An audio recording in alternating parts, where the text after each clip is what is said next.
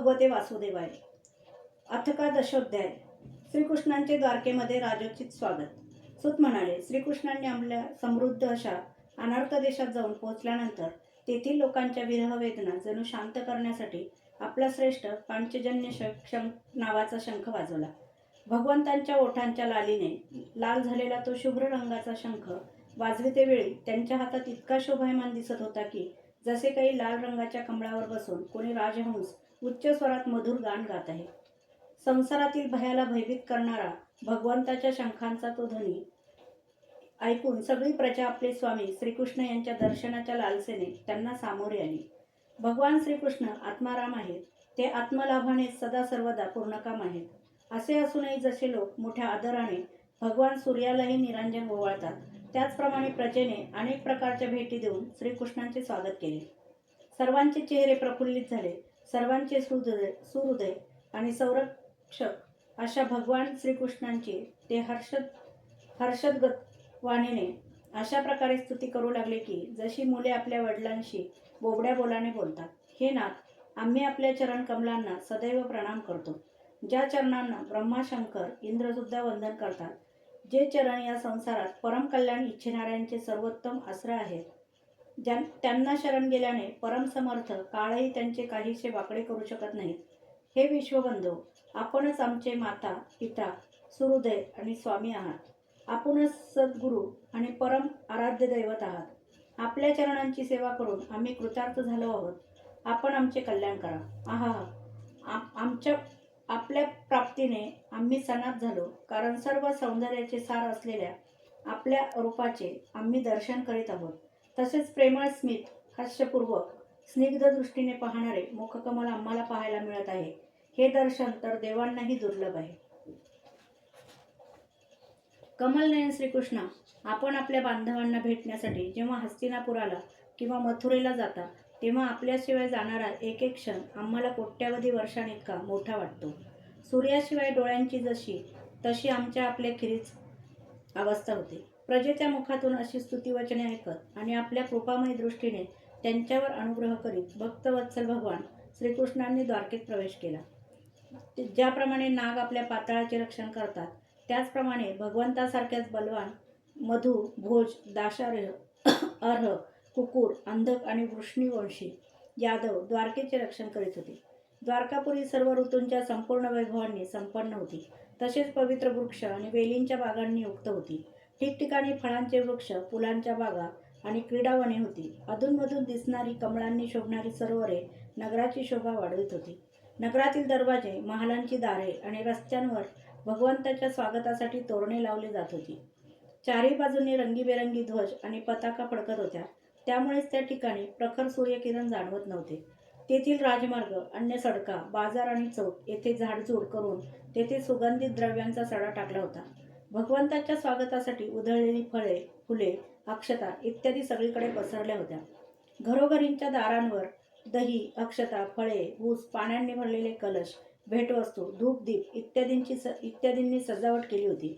जेव्हा उदार अंतःकरणाचे वसुदेव, अक्रूर, उग्रसेन, अद्भुत पराक्रमी बलराम, प्रद्युम्न, चारुदेष्ण आणि जांबवंती पुत्र सांबाने असे ऐकले की आपले प्रियतम भगवान श्रीकृष्ण येत आहेत, तेव्हा आनंदाच्या भरात त्यांनी झोप, उठणे, बसणे, भोजन इत्यादी सोडून दिले. प्रेमोल्लासाने त्यांची हृदये उचंबळून आली. शुभशकुन व्हावे म्हणून त्यांनी गजराजाला अग्रभागी ठेवून मंगलपाठांचे गायन करणाऱ्या मंगलमय सामग्रीने सुसज्ज अशा ब्राह्मणांना बरोबर घेऊन ते निघाले. शंख, तुताऱ्या आदी वाद्ये वाजू लागली आणि वेदघोष होऊ लागला. मोठ्या हर्षाने सर्वजण रथात बसून आदरपूर्वक भगवंतांच्या स्वागतासाठी निघाले. गालांवर चमकणाऱ्या कुंडलांचा प्रकाश पडल्याने ज्या अत्यंत सुंदर दिसत होत्या, अशा शेकडो वारांगणा भगवंतांच्या दर्शनासाठी उत्सुक होऊन पालख्यांत बसून भगवंताच्या स्वागतासाठी निघाल्या. पुष्कळशे नट, नर्तक, गायक, कीर्तिकरण गाणारे सूत, मागध आणि बंदीजन भगवान श्रीकृष्णांचे अद्भुत चरित्र गायन करू लागले. भगवान श्रीकृष्णांनी बांधव, नागरिक आणि सेवक यांना त्यांच्या योग्यतेनुसार स्वतंत्रपणे भेटून त्या सर्वांचा सन्मान केला. कोणाला मस्तक लावून नमस्कार केला, कोणाला शब्दांनी अभिवादन केले, कोणाला आलिंगन दिले, कोणाशी हस्तालोंदन केले, कोणाकडे हास्यमुद्रेने पाहिले, तर कोणाला केवळ प्रेमळ नजरेने पाहिले.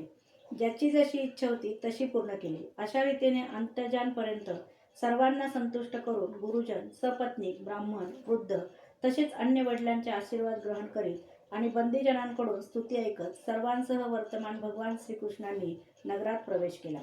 शौनक महोदय, भगवान ज्यावेळी राजमार्गावरून जात होते तेव्हा द्वारकेतील कुलीन स्त्रिया भगवंताच्या दर्शनातच परमानंद मानित आपापल्या गच्चीवर चढून बसल्या. भगवंताचे वक्षस्थळ मूर्तिमान सौंदर्य लक्ष्मीचे निवासस्थान आहे. त्यांचे मुख नेत्रांनी पिण्याचे सौंदर्य सुधेने भरलेले पात्र आहे. त्यांचे बाहू लोकपालांचे निवासस्थान आहेत. त्यांचे चरणकमल भक्तांचे आश्रयस्थान आहेत. त्यांचे अंग प्रत्यंग शोभेचे धाम आहे. भगवंताचे हे रूप द्वारकावासी नित्य निरंतर पाहत असतात, तरी सुद्धा त्यांच्या नेत्रांची तृप्ती होत नाही. द्वारकेच्या राजपथावरून जाताना भगवान श्रीकृष्णांच्या मस्तकावर शुभ्र वर्णाचे छत्र धरले होते. शुभ्र वर्णाच्या चौड्या ढाळल्या जात होत्या. चारी बाजूंनी पुष्पवृष्टी होत होती. पितांबर आणि वनमाला त्यांनी धारण केली होती. त्यामुळे श्यामवर्णाचा मेघ एकाच वेळी सूर्य, चंद्र, इंद्रधनुष्य आणि विद्युत तेजाने शोभिवंत दिसावा तसे श्रीकृष्ण शोभायमान दिसत होते. भगवान सर्वप्रथम आपल्या मातापित्यांच्या महलात गेले. तेथे मोठ्या आनंदाने त्यांनी देवकी आधी 7 मातांच्या चरणावर डोके टेकून नमस्कार केला आणि मातांनी त्यांना आपल्या छातीशी कवटाळून मांडीवर बसवून घेतले. त्यांच्या स्तनातून दुधाच्या धारा वाहू लागल्या. त्यांचे हृदय हर्षाने पुलकित झाले आणि आनंदाश्रूंनी त्या त्यांच्यावर अभिषेक करू लागल्या. नंतर मातांची आज्ञा घेऊन आपल्या सर्व प्रकारच्या भोगसामग्रींनी संपन्न असलेले सर्वश्रेष्ठ भवनात ते गेले. तेथे 16,000 पत्न्यांचे निरनिराळे महाल होते. आपले प्राणनाथ भगवान श्रीकृष्ण पुष्कळ दिवस दूर राहून घरी आल्याचे पाहून राण्यांची हृदये आनंदाने भरून गेली. त्यांनी आपल्या शेजारी पाहून आपले ध्यान सोडून त्या एकाएकी उठून उभ्या राहिल्या. त्यांनी आपल्या केवळ आसनाचाच नव्हे तर पती परगावी गेल्यानंतर जे नियम पाळले होते त्यांचाही त्याग केला. त्यावेळी त्यांच्या मुखांवर आणि नेत्रांवर लज्जा दाटून आली. भगवंताविषयी त्यांचे प्रेम कळण्याच्या पलीकडचेच होते. त्यांनी प्रथम मनोमन, नंतर दृष्टीने आणि तदनंतर मुलाने मिठी मारावी तसे त्यांना आलिंगन देणे. शौनक महोदय, त्यावेळी त्यांच्या नेत्रातून ज्या अश्रुधारा वाहू लागल्या, संकोचास्तव त्या रोखण्याचा त्यांनी पुष्कळ प्रयत्न केला, पण प्रेमाभाव व अतिरेकाने अश्रू ओघळलेच. जरी भगवान श्रीकृष्ण एकांतात नेहमी त्यांच्याजवळ राहत असत तरी सुद्धा त्यांचे चरणकमल त्यांना पदोपदी नवीन वाटत असत. स्वभावाने चंचल असणारी ही लक्ष्मी ज्यांना क्षणभर सुद्धा जेथे सोडित नाही तेथे त्यांच्या सानिध्यात कोणती स्त्री तृप्त होईल. ज्याप्रमाणे वायू बांबूचे घर्षण करून अग्नी उत्पन्न करून त्यांना जाळून टाकतो, त्याचप्रमाणे पृथ्वीला भारंभूत झालेल्या आणि शक्तिशाली राजांमध्ये परस्पर फूट पाडून स्वतः शस्त्र हातात न धरता भगवान श्रीकृष्णांनी त्यांना अनेक अक्षौहिणी सैन्यांसह एकमेकांकडून मारले आणि त्यानंतर स्वतः शांत राहिले. साक्षात परमेश्वरच आपल्या मायेने या मनुष्य लोकात अवतीर्ण झाले आणि हजारो रमणी रत्नांमध्ये राहून त्यांनी साधारण मनुष्यासारखे वर्तन केले. ज्यांचे निर्मळ आणि मधुर हास्य त्यांच्या हृदयातील तीव्र प्रेमभावनांचे सूचक होते, ज्यांच्या लज्जापूर्ण कटाक्षाने विवळ होऊन शुद्ध हरपून विश्वविजयी कामदेवाने सुद्धा आपल्या धनुष्याचा त्याग केला होता, अशा सौंदर्यवान स्त्रिया आपल्या कामचेष्टांनी ज्यांच्या मनात यत्किंचितही क्षोभ उत्पन्न करू शकल्या नाही, त्या निसंग भगवान श्रीकृष्णांना संसारी लोक आपल्यासारखेच कर्म करताना पाहून आसक्त मनुष्य समजतात. हा त्यांचा मूर्खपणाच आहे. ही भगवंताची महती आहे की प्रकृतीत राहून सुद्धा तिच्या गुणांनी ते कधी लिप्त होत नाहीत. जसे नेहमी भगवंतांना शरणागत बुद्धी स्वतःमधील गुणांनी लिप्त होत नाही, जसे अहंकारी वृत्ती ईश्वराला आपल्या धर्मांनी युक्त आहे असे मानते, त्याप्रमाणे त्या मूर्ख स्त्रिया सुद्धा श्रीकृष्णांना आपला एकांत सेवी श्रीलोलूप भक्तच समजत होत्या, कारण त्या आपल्या स्वामींचा महिमा जाणत नव्हत्या. अध्याय 11 समाप्त. अथ द्वादशोऽध्याय. परीक्षिताचा जन्म. शौनक म्हणाले, अस्वस्थाम्याने सोडलेल्या अत्यंत तेजस्वी ब्रह्मास्त्राने उत्तरेचा गर्भ नष्ट झाला होता, परंतु भगवंतांनी तो पुन्हा जिवंत केला. ज्याला शुकदेवांनी ज्ञानोपदेश केला होता त्या महाज्ञानी व महात्मा परीक्षिताचा जन्म, कर्म, मृत्यू आणि त्यानंतर त्याला जी गती प्राप्त झाली ते सर्व आपणास योग्य वाटत असेल तर आम्हास सांगावे. आम्ही मोठ्या श्रद्धेने ते ऐकू इच्छितो. सूत म्हणाले, धर्मराज युधिष्ठिर आपल्या प्रजेला प्रसन्न ठेवीत पित्यासमान तिचे पालन करीत होते. भगवान श्रीकृष्णांच्या चरणकमलांच्या सेवेमुळे ते सर्व भोगांबाबत निस्पृह झाले होते. त्यांच्याजवळ विपुल संपत्ती होती. मोठमोठे यज्ञ केल्या कारणाने त्यांच्या फलस्वरूप श्रेष्ठ लोकांचा अधिकार त्यांनी प्राप्त करून घेतला होता. त्यांच्या पत्नी आणि बंधू त्यांना अनुकूल होते. सर्व पृथ्वीवर त्यांची सत्ता होती. ते जंबूद्वीपाचे स्वामी होते आणि त्यांची कीर्ती स्वर्गापर्यंत पोहोचली होती. हे ऋषींनो, ज्याची देवताही इच्छा करतात अशी भोगसामग्री त्यांच्याजवळ होती, परंतु भुकेलेल्या अन्नाखेरीज अन्य वस्तूची अपेक्षा नसते. त्याप्रमाणे भगवंताशिवाय अन्य कोणतीच गोष्ट त्यांना सुखी करू शकत नव्हती. शौनक महोदय, उत्तरेच्या गर्भातील तो वीर ब्रह्मास्त्राच्या तेजाने जळू लागला तेव्हा त्याला एक ज्योतिर्मय पुरुष दिसला. तो अत्युच्च अंगठ्या एवढा, अत्यंत शुद्ध, सुंदर, श्यामवर्ण, विजेसारखा चमकणारा, पितांबर धारण केलेला, डोक्यावर झळकणारा मुकुट घातलेला, सुंदर व लांब 4 भुजा असलेला, चमकणाऱ्या सुवर्णांची सुंदर कुंडले कानामध्ये घातलेला, लालसर डोळे असलेला होता. तो हातामध्ये कोलितासारखी जळत असलेली गदा घेऊन वारंवार ती फिरवीत स्वतः त्यात शुशुभोवती फिरत होता. जसा सूर्य आपल्या किरणांनी धुक्याला पिटाळून लावतो, त्याप्रमाणे त्या गदेने तो अस्त्र तेजाला शांत करीत होता. आपल्याजवळ असलेल्या त्या पुरुषाला बघून हा कोण आहे असा तो शुशुभ विचार करू लागला. अशा प्रकारे त्या 10 मिनिटांच्या गर्भस्थ शिशूच्या समोरच धर्मरक्षक अप्रमेय भगवान श्रीकृष्ण अस्त्र तेजाला शांत करून तेथेच अंतर्धान पावले. त्यानंतर अनुकूल ग्रहांचा उदय झाला असता सर्व सद्गुणांना विकसित करणाऱ्या शुभ मुहूर्तावर पांडुवंशीय परीक्षिताचा जन्म झाला. तो बालक इतका तेजस्वी होता की जणू पांडुराजानेच पुन्हा जन्म घेतला होता. महाराज युधिष्ठिरांनी प्रसन्न मनाने धौम्य, कृपाचार्य आदी ब्राह्मणांकडून पुण्याह वाचन करून त्याचा जातकर्म संस्कार केला. दान देण्यासाठी योग्य काळ जाणणाऱ्या युधिष्ठिरांनी प्रजातीर्थ काळातच नाळ तोडण्यापूर्वी ब्राह्मणांना सुवर्ण, गायी, जमीन, गावे, उत्तम प्रतीचे हत्ती, घोडे आणि उत्तम अन्न हे दान दिले. संतुष्ट होऊन ब्राह्मण त्या विनयशील युधिष्ठिरांना म्हणाले, हे पुरुषवंश शिरोमणी, प्रतिकूल कालगतीमुळे हा पवित्र पूर्ववंश खंडित होऊ लागला होता, परंतु तुमच्यावर कृपा करण्यासाठी भगवान विष्णूंनी हा बालक देऊन त्यांचे रक्षण केले आहे, म्हणून याचे नाव विष्णुरात ठेवावे. हा बालक संसारात मोठा यशस्वी, भगवंताचा परमभक्त आणि महापुरुष होईल हे निसंशय.